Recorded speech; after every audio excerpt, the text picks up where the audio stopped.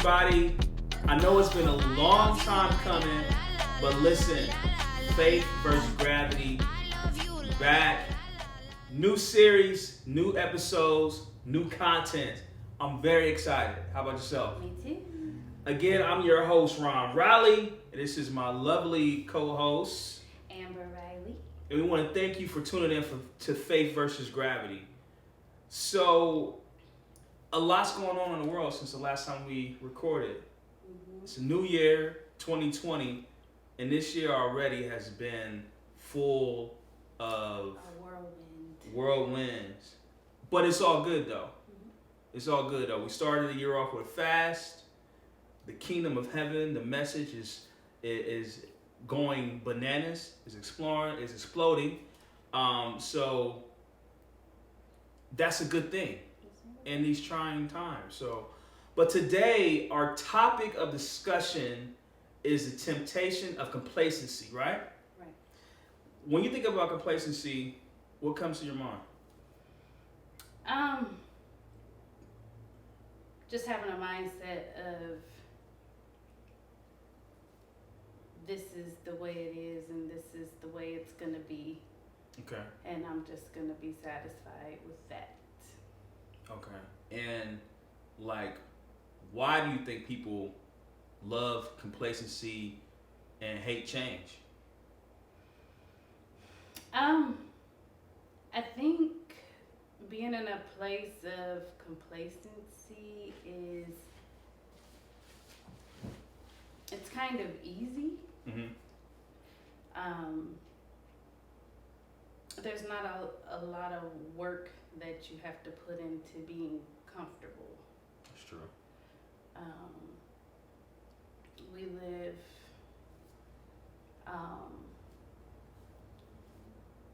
we talk a lot about having purpose, Mm-hmm. and anything that is worth getting to, or anything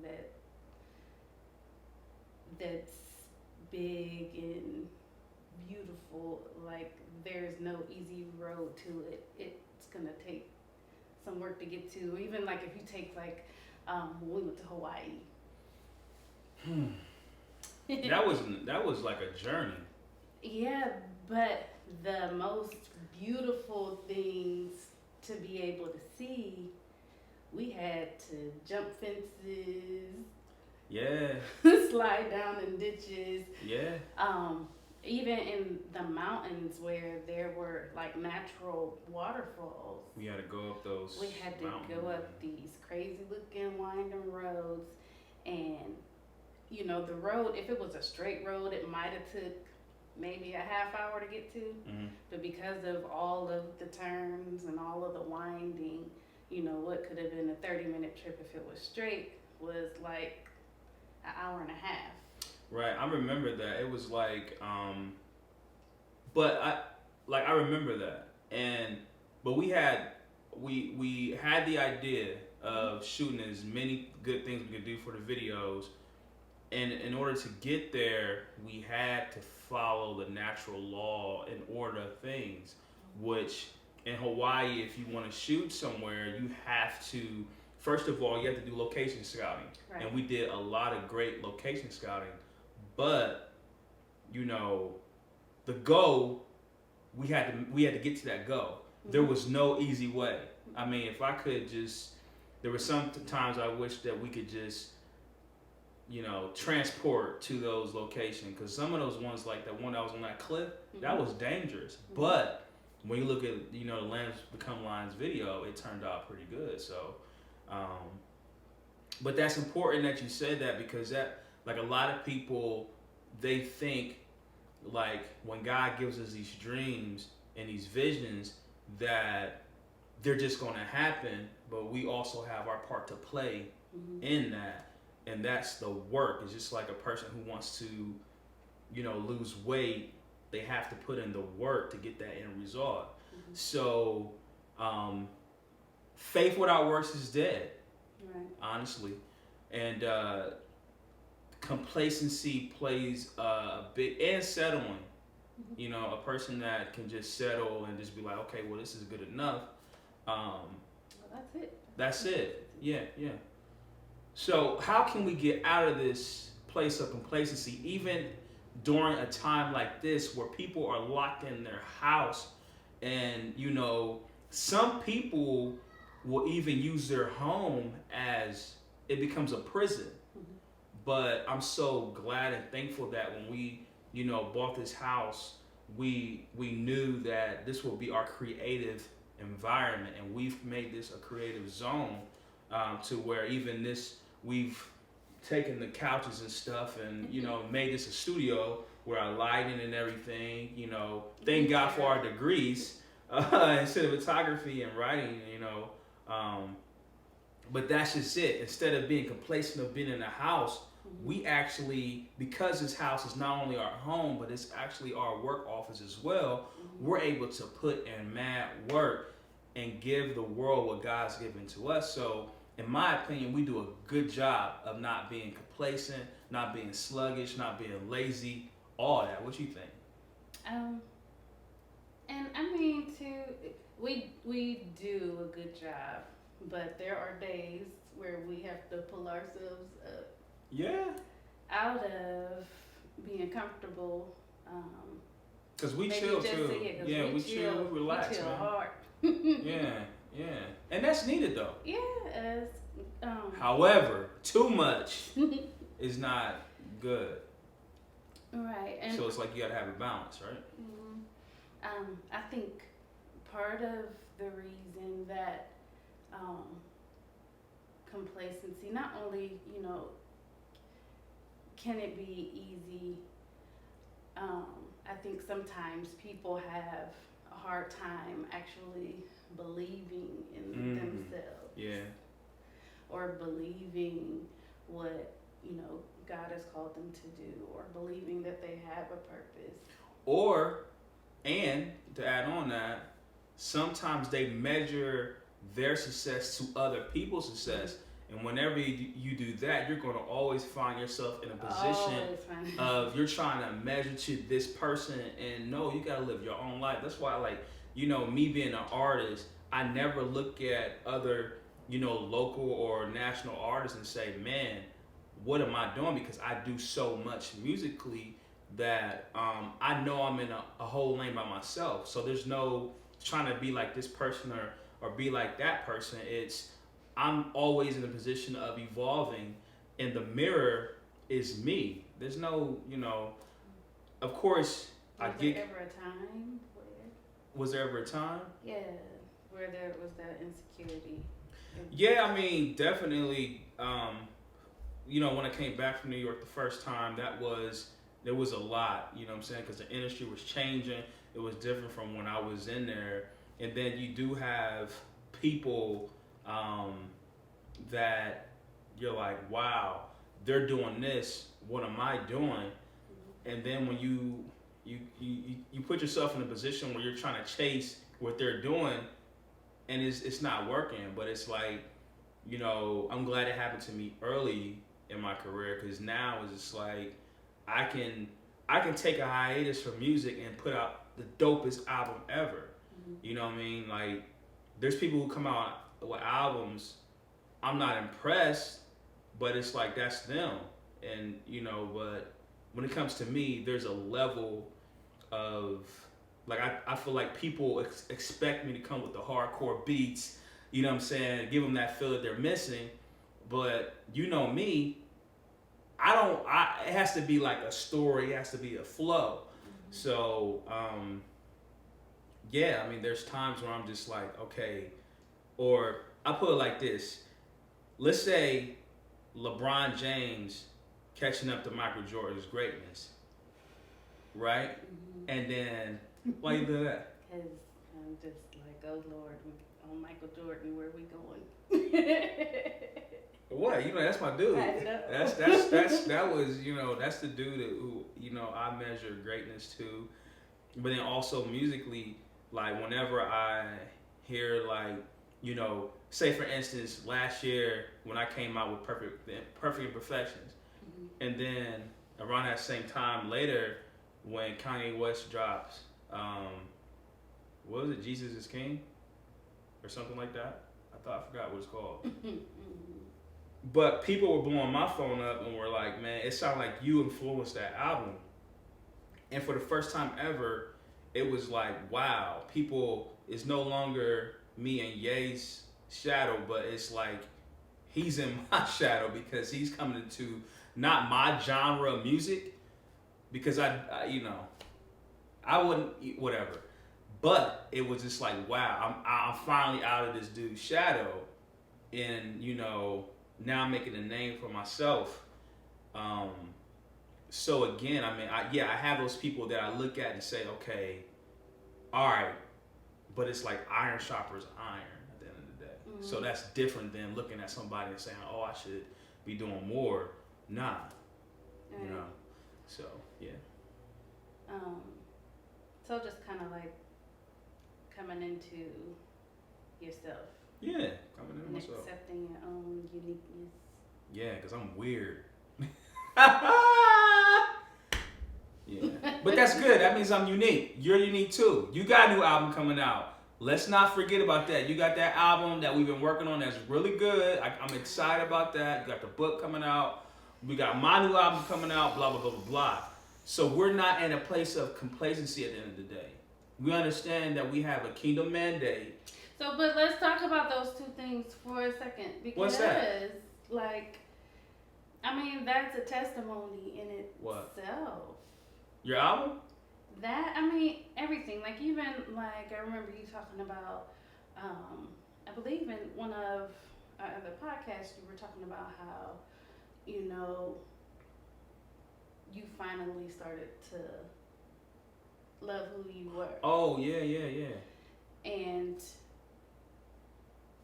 that's what I was meaning about as far as, like, not that it's just easy, but the part of believing in yourself, mm-hmm. and believing that you have, you know, what it takes, mm-hmm. to do what you're supposed to be doing. And I think sometimes it's even that you might not have everything that it takes, but you have to have enough to, like, take the first step. Right. So that God can step in. Right. And then, you know, carry you the rest of the way. Right. And I like to, like, call it, you know, it's not like, you know, stretching your own strength. You're learning how to stretch your God strength. Right. Per se. That's good. But yeah, like, I have an album. Yeah, and that mug is amazing. But how long did it take for me to get to that point? That point, because of I would say that I was in a place of complacency. Mm-hmm. And it was out of fear and insecurity. Not only, you said people's houses can be prisons, mm-hmm. but sometimes words are prisons. TDJ said, words become prison that incarcerate our dreams, our visions, all of that. Like, he said that to us. Like, that was on Lumberman, and that's true. Like, people's words become prisons, and you find yourself, somebody said, well, you can't speak, or you need to, mm-hmm. and it just follows you. Mm-hmm. Yeah. And I don't think people understand how powerful words are. Mm-hmm. You know, growing up. Sticks and stones may break my bone, but words will never hurt. Yeah, words will never hurt me. That was a lie. Yeah, that's a lie. From the pit of hell, that was a lie. Because we don't understand the power of our words. If God said, let there be light, and there was, his words created everything that's in existence. So a person can speak life or death. The power of life and death is in the tongue. Right. Words are spirit. Dang, that's deep. Words are spirits. I like that. Yeah. That's true. They are. Not even, you know, like in Queendom, I teach a class called Queendom. But in there, like, I was studying for one of the lessons, and it was on what we're speaking. Mm-hmm. And, you know, no matter what you're thinking in a given day, we talk a lot about, like, you know, is the world simply black and white? Is it that simple, or are there gray areas? Mm-hmm. Or, is it just good and just bad? But like in the Bible, it talks about there's life and there's death. And I think I think there's a scripture in like Deuteronomy that talks about how I've set before you life and death, and basically which one are you going to choose? Mm-hmm. Because you do only have those two choices. Right. And even when you're speaking or when you're talking every day, whether you're realizing it or not, you're either commanding angels or you're commanding demons. Wow, that's deep. At the end of the day. And, we live through life every day just kind of blah, saying whatever and not realizing that, we could either be progressing ourselves or we are delaying ourselves by our own mouth. And I didn't even realize how many scriptures in the Bible actually talked about watching your mouth. Watch your mouth. Jerome in the house. Watch your mouth. Go, right now. But and so when people speak, sometimes people speak things into you that were never meant for you. Were never meant. And like it takes a lot of prayer, and we fast a lot. But prayer to uproot those words that were never meant for you. So, in other words, sometimes complacency can come from words or fear and doubt that have come from outside influences.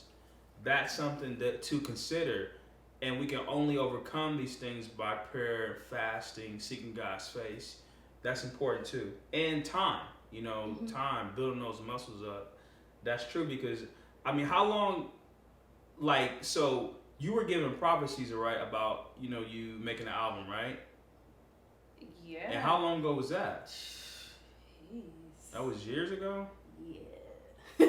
And now it's 2020, and, but let's talk about this, and this is not to big me up. This is really not to big me up. No, it might sound like a setup, but I'm just going to, so we're talking about complacency, we're talking about people's words.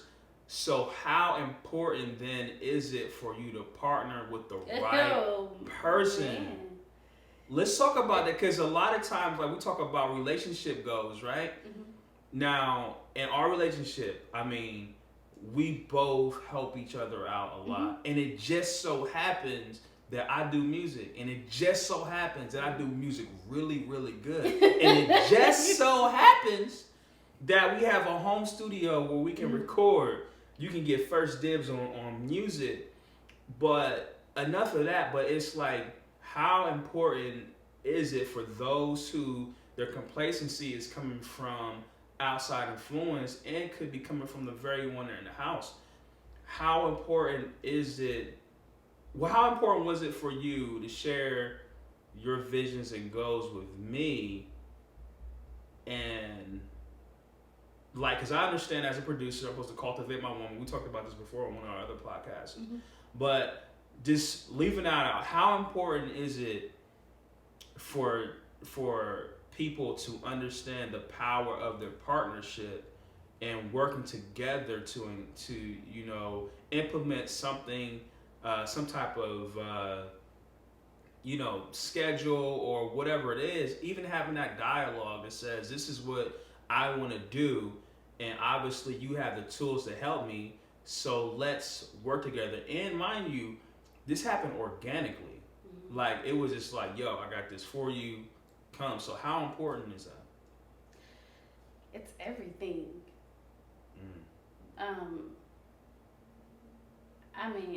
I do. You were playing, but I do have to big you up a little bit. But no, you are the perfect husband, and yet not that you're perfect, But I'm not perfect. I got the perfect imperfections. Hey. But you, first of all, you're an inspiration. And then you, instead of judging me and my flaws, you actually, and you are your producer, not just a great producer of music, but you've been a great producer of me as a wife. There are things that I learned from you, but even with, so even me sitting here right now is like a testimony, because I'm so private. Like people, I almost never, like, I can't stand social media. I almost never post. That's because I'm like very private. And I'm private, and then on top of that, being in, a toxic relationship before, and being told that, no one wants to hear me, I back away from anything that's open or that leaves me vulnerable for anybody to have a space to make any judgment or any comment or any criticism towards me, because I couldn't handle that and take that. But you pushed me, and sometimes it was a gentle push.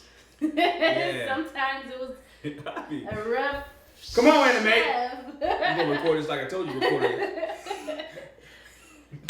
But like, at least I ain't do even like but it was all in love, and even when you were roaring, there's compassion in it. Like, I know that you love me and you want what's best for me, and you gave me space to be able to develop into what I'm becoming now. And so, yeah, I mean, having a nurturing partner is cool. And like that's and a nurturing important. partner that seeks God's face continuously, constantly, habitually, is a godsend. True. Yeah, I mean that's important, man. Thank you for that. So all those things can help a person get out of being complacent. Stop settling for less, because there's some people who like to stay in toxic relationships, and they even staying in a toxic job that's not even benefiting you. That's like another beautiful thing about, I hate to say this, but there's a lot of blessings that are happening in the midst of everything that's going on with this coronavirus. I mean, people are, there's things that we've been wanting to do that we can do. There's things that different ideas that I've seen that I'm like, man, I can really work on this now. So I believe that for a person to stay complacent, it's a choice, regardless of the words that are being said. It's like you have to want, what is it that you want? You know what I'm saying? And if a person can make up their mind what they want, if they know their purpose, they know what they want to do. Because think about it, if a person is lost in sin, it's nothing for them to continue to sin. It's like if a person wants to, do some crack, whatever, even a crackhead is they're gonna find a way to get that little fix. So at the end of the day, it's like a person has to know what they want, what's their vision, what's their goal, what are they seeking for, what do they believe in God for, and are they willing to put the work in? So I think that's clutch. What was we have a Bible verse. It was 2 Corinthians. Pull that good old Bible out, 2 Corinthians, and tell me what it says. 13 and 5, I think.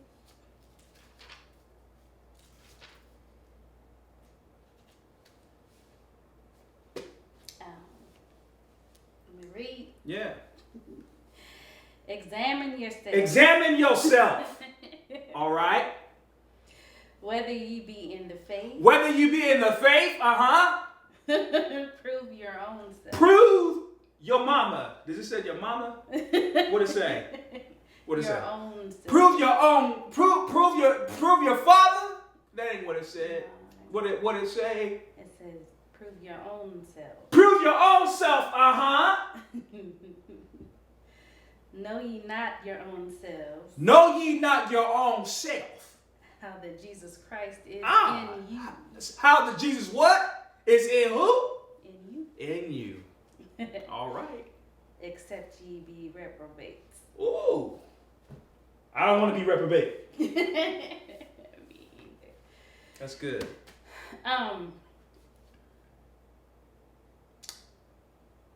So I mean,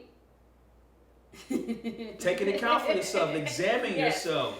Test That's yourself. like, do you have the faith? Do you have faith? Like, that's like, yeah. And proving yourself is not. I mean, we can sit all day and say, I got faith. I got faith, and I'm gonna do this, and this, and then you sit here. And then you sit there. But it says prove yourself. Mm-hmm. That's good. And we're And proving ourselves. To prove it and just to get out and go do it. And I think Dustin, you've said to me over and over again, like, it's like either you gonna do it or you're not. Yeah. Mm-hmm. And even in a secular job, I worked at OSU East for 8 years as a nurse's aide, and I would draw blood. And when I was learning, I was scared. And only people I wanted to draw blood on was people that couldn't feel nothing and couldn't move. And one night, and she had became a good friend of mine, Katia Martin. Shout out to Katia, man. How you doing out there? And one night, I was working third shift. I wasn't getting blood. I don't even know if she remembers this. But she pulled me to the side. She was like, look. She was like, you just gonna have to make up your mind. You're gonna have to go in there and do it. And I became one of the best blood drawers on the floor. Nurses couldn't get the blood draws and they would come get me. They couldn't get their blood for them. But everything in life, it's a decision. You have to actually decide. I know you had mentioned, it takes time to get over things, but at some point, you got to get up. You got to make the choice that I'm going to do this and actually get up and do it. Right. Right now is the perfect time for you out there. If you got dreams, you got vision, God's giving you purpose, and you're saying, man, I need to know when. Some of us always look for the right time to strike. Listen, right now is the most time. They ain't gonna let you see it right time. Listen, right now, I'm telling you, wake up.